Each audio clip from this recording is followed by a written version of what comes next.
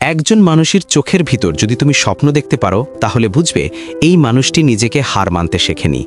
তার নাম Roman Reigns.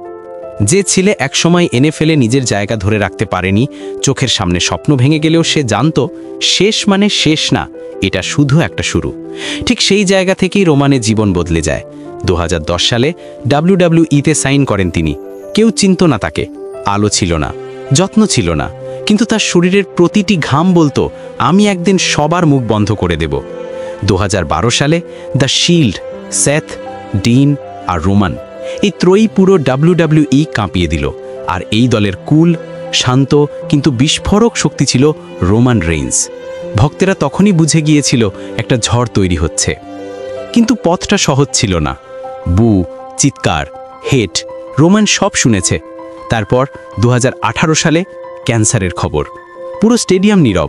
ভক্তেরা প্রথমবার বুঝল মাস্কের ভিতর একজন যোদ্ধা আছে, একজন সত্যিকারের সার্ভাইভার।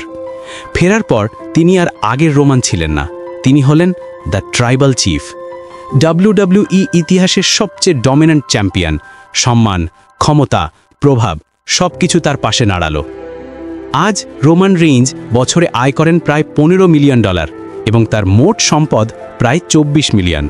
কিন্তু জানো, টাকার চেয়েও বড় জিনিস তার হৃদয়ের শক্তি, তার ফাইট, তার নেভার গিভ আপ মনোভাব।